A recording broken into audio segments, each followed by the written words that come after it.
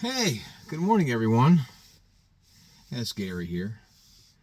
As you can see, I'm recording from my car this morning. I'm waiting for a moving van. I'm moving my dad into a assisted living facility here in the Cincinnati area. I'm waiting for a van to show up to drop off some stuff. And while I'm waiting, I figured I'd record. The topic I've got today is something I was discussing with a buddy of mine yesterday at lunch about animals allowed in grocery stores. I don't need these glasses right now. When I was still working, well, let's just backtrack. Before I started my retirement, a good 10 years prior to retiring, dogs were not allowed in grocery stores. You didn't see them. Why? Well, let's just say that it's probably unsanitary. You got an animal that can piss and shit at will anywhere they want, and you got food products everywhere: produce, dairy, bakery, deli, meat, chicken, fish, open air cases, and dog poop and piss all over the place at will, because they are animals, right? So that was just unheard of 10 years ago, or maybe a little bit longer than 10 years ago, but it was unheard of. People didn't bring their dogs in the stores; it was not allowed. That said, now let's fast forward. So we're going to fast forward to present day. Present day, you go to any big box store like a Lowe's or a Home Depot or a Target, places like that, just to name a few. I don't know about Target. I've never seen an animal in Target, so let's just take that one back. But I've seen them in Lowe's and I've seen them in Home Depot. People walking in there with their dogs, and they're supposed to be on a leash, but I've seen them off leash too. Oh, yeah, Brutus over there, he's fine. He doesn't need a leash. He's very well behaved. Brutus is a good dog. Big old pit bull terrier. Now they got a bad rap. We can all agree that pit bulls have a bad rap, but they aren't all vicious. Some of them are friendly. I know a friend has got one, and he's friendly. But they get a bad reputation, and all it takes is one customer to be uncomfortable with that, and then you got a problem. But it always comes with an argument. You can bring a store manager down to like aisle 6 where the nails are, and here's this customer complaining because they want to be able to walk past this guy with a pit bull terrier, but they're afraid to because they had a bad experience when they were a child. Well, then you got to confront the guy who owns the dog. And he goes, well, there's nothing wrong with my dog. Well, put him on a leash. All right, God almighty. He gets an attitude, takes the leash off his neck, and he puts it on the dog. You happy now? And the customer's still like, no, I'm not happy. I don't want a dog around me. I'm afraid of dogs. I mean, it can. That was a fictitious example, but I'm just saying, you don't know what's going to happen, right? You don't know. And that's in a hardware store. But I seen him walking around, plain as day, off leash in a hardware store. Okay, so let's have this argument now. We'll get it out of the way. Dogs are domesticated. Cats are domesticated, right? Okay. They don't bite. They don't bite. They can't be found guilty of just a random time where they nip at someone and bite them. That's a good example. Go to a dog park. I used to have a Labrador Retriever. Had her for 14 and a half years. Best 14 and a half years of my life, ever. So just go to a dog park, for instance. And when you see dogs out there frolicking and playing amongst themselves, because it's fun to watch dogs in a big pack. They're running and they're playing and they're frolicking. Well, their mouths are all open. And they're nipping at each other. That's how they do it in the wild. They jump and they nip at each other with their mouths open. That's what they do. Well, who's to say a domesticated animal can't just, playfully nip at someone and not mean any harm? But let's just say they nip at somebody and they get them, they catch them. And they don't break the skin. They don't leave a bruise. They don't break the skin, but they scare the shit out of a customer to a point where they're freaking out. So I don't know whose idea it was to bring animals into stores. Somewhere along the line, somebody came into a store like a big box hardware store and said, hey, why can't I bring my animal in here? Times are changing. You'll lose my business. Or whatever. Or maybe the AKA got involved, the American Kennel Association, which I highly doubt. You don't know. I don't know where they stand politically and that kind of stuff about animal rights, dog rights. But you don't see horses. You don't see horses walking around those stores. 1,200-pound animal. Customer galloping along on their horse. Why not? How far-fetched is that? Hey, if a dog can come in, next you're going to see cats. I've never seen a cat in the store, but you never know. Hey, dogs are allowed in. So then let's go to what I used to do. I worked in a grocery store. And I started seeing 10 years ago or less people walking in the store with their dogs. Let me create that scenario for you. Like I said in the beginning, you got food everywhere. Open air cases everywhere. The food's wrapped, of course, but it's open air cases everywhere. Right? And then animals in the store. Animals, food. The health department comes in once a month. For as long as I've been there, the health department is in that store once a month, if not more. And they go over our cases, our open air cases, with a fine tooth comb. And what I mean, I'll give you an example. All of our origins of meat, pork and chicken, have to be separated with a long, thin plastic divider. So one case might start with chicken, and then it goes maybe 30 feet, stops, and then from that point over it's pork. So it's all up and down the case has to be separated with a thin plastic divider. By origin, by pork separated by the chicken. Although the packages are wrapped, people, the chicken is wrapped in plastic and covered in plastic, and the pork is wrapped in cellophane and plastic, and it's they can be touching each other. Hello, they can be touching each other, but no, you gotta be separated with plastic, or it's considered cross-contamination. I could see if it was raw. I can see if it's in the service case where they go up and they buy their steaks and so forth in the service case, and it's raw and it's touching. Yeah, that's a no-no. You can't have that. But the floor cases, hey, you pay me on Thursdays, I'm happy. And I got paid every Thursday. I'm happy. I'll do whatever you want. If you want me to jump up and down on one foot, one arm behind my back for 8 hours, hey, I'll do it as long as you pay me on Thursday. I'm not going to argue. I'll do what you tell me to do. I was a good boy. I was a team player. So chicken separated by pork, and then you go down another 12 feet or so, and then you got more dividers, and then beef, and then you go further down, and then you get to the markdown section where the meat that's marked down in that case, that's got to be divided. Although it's marked down meat to be sold by that day, it's got to be divided. Oh yeah, you got to have a divider between the red meat and the markdowns.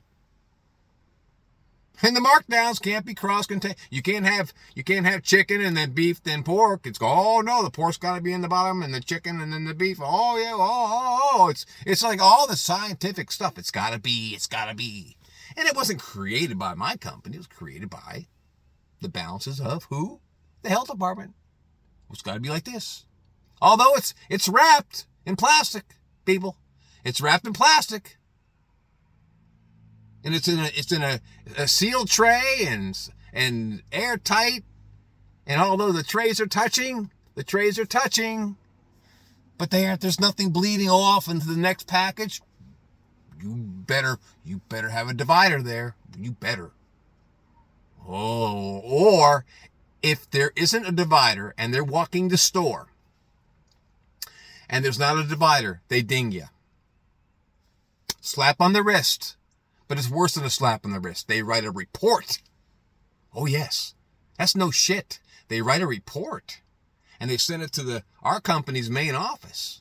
And then all hell breaks loose within a day or two. They're in our store giving a bunch of shit to the store leader and the department leader that, oh my God, you didn't have a divider between the products. Oh, that's an issue. That's huge. All right. So let's go to present day, the conversation we were having about animals in stores. You gotta have that divider, boy. You gotta have that divider. But it's okay for Fifi to take a shit on the floor. See where I'm going with this? It's okay for Brutus and Fifi and Ralph to lift his leg on a metal post next to the chicken case and take a leak. And urine all over the floor. Oh, puddled up urine everywhere. Oh, people walking by slipping in it. Oh, yeah. You don't think that goes on? I've seen it. I saw a dog lift his leg on a post right next to a display. I'm not going to say what display. I'm not going to go there. But he did lift his leg and peeing all over the place. And I was about 10 feet away, and I said to the customer, "Hey, you gonna clean that up?" He goes, "I don't have anything to clean it up with. We're going to move along now. Moving along. We're moving along." So I had to call the front office and say, "Hey, we got a wet cleanup down here next to the blah, blah, blah area." "Yeah, a dog peed on the floor." "Yeah. All right, thanks." Nobody cares. Nobody says shit. Oh, yeah, let the dog piss anywhere he wants. Let the dog shit. Now, I've never seen a dog shit in the floor, but I've seen the remnants of that in an aisle. A pile of poop. You know it had to be from an animal, because you sure as shit a human's not going to take its pants down and crap on the floor. Come on. And it's the people that are entitled. With the animals. Even if I had a dog today, I wouldn't have the balls to bring him in the store. I'm too self-conscious with that shit. Really? I'm going to bring my dog to the store. Why? Because it's beneath me to leave my dog home like I used to. And I never caged him. She had free range of the house. I left the TV on for her, sometimes the radio, activity. I leave her for 8 hours in the house, watching TV, had the TV going for 8 hours while I came to work. But the people today, I have rights. And if I have rights, then my dog has rights. And by God, if I have rights, then my dog is family, well, then my dog can come to the store with me. I don't know where the miss is. And I don't know what happened along the lines where they were given rights to bring their animals in the stores. I don't know where. I would love to have been a fly on the wall for that conversation. Because, but so what's next? What's next? What's next? Think about it. Okay, public pools. Hey, if I could bring my dog to a grocery store or a hardware store or a clothing store, so I've never seen him in a Macy's, never seen him in a Target. Not yet, at least. Give it time. Why can't you bring him to a public pool? That's coming. It might be going on right now in California, because anything could happen in California. Or New York. The super liberal states. That kind of shit happens over there. Anything. We're not talking about those liberal states. It's just going to be a matter of time before you go to a YMCA somewhere in a park, or a city park where they have a public pool where someone brings their dog in. "Oh, he won't get in the water, but he has to be near me. He's my security dog. He's my comfort dog. I gotta have him near me." And then you let dogs in, but they aren't allowed in the pool. Well, that's the first step. And the next step is Fifi jumps in the pool. Oh, isn't that great? High times. High times. Now you got an animal in the pool with humans. What about Sally or Jimmy, who might be allergic to dogs? Or pet dander? What about that? Oh, and then it gets worse. Where's it end? They're already allowed on airplanes. Well, back in the 70s when my family used to fly all the time. Not all the time, but occasionally we would fly. We had a Cocker Spaniel. Where'd the dog go? Where'd the dog go? In a crate under the belly of the plane. That's where they went. And it was okay. Everyone was cool with that. We understood. Hey, we got to put Barney in a crate, put Barney underneath the belly of the plane. Oh, okay. It's an animal. Nowadays, you see him in the plane. And anyone can get a vest online. What do they call a service dog? You ever seen? I saw a dog on a plane a few years ago. I was flying Delta, and this lady had bought a seat, an extra seat for Fifi. What it was, with one of those 2.5 pound dogs, with a little service vest on it. It looked like a rat. That's how small this dog was. I'm not lying. It looked like a full-grown rat. And the dog was sitting there going,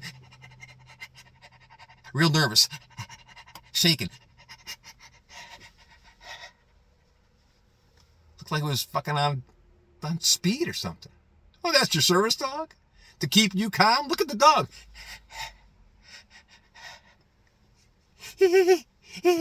Really? What the fuck? It makes me want to buy 1,000 acres somewhere and put a compound out there with like-minded people that think like me and be away from society. Yeah, 1,000 acres of land with a big lake somewhere, and then have enough money to have 1,000 acres and then fence it in. 12-foot high wrought iron fencing with cameras all over the place. Nobody can get in. Yeah, I would live like that.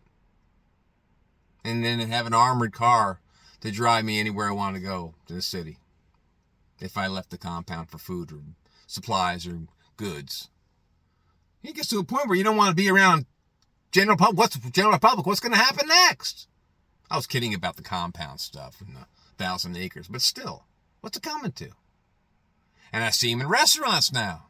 There's a couple of restaurants I go to in the local area I live in. Dogs coming in restaurants. I don't think proprietors think about that clearly when they allow animals in their restaurants.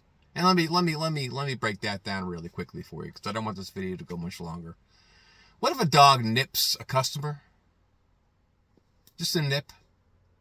It may not break the skin, but it might bruise them. It hurts a little bit. All that customer has to do is complain to the proprietor of that restaurant, and guarantee that dog will be gone. But then they can go and they get a lawyer, and they can sue the living shit out of that privately owned restaurant. You wonder why businesses go out of business? Really well-run businesses, eateries and bars go out of business just out of the blue. Maybe they were sued because someone wanted to bring their dog and allowed the dog to come in, but the dog nipped a little kid or nipped the patron walking by. Didn't mean to, but just nipped it. Who's to say? And that business goes out of business? Well, that was kind of redundant. That restaurant went out of business? Because why? Because they were sued? Oh, think about that next time you bring a dog somewhere. Anyway, that's all I got. Moving van should be here soon, and I'll get on with the rest of my day. I see one coming down the road I got to get. It's good talking to you. You get to see the front seat of my Cadillac. Can't see it, but it's front seat. All right, you all have a fantastic day, and I'll catch you later. Peace out.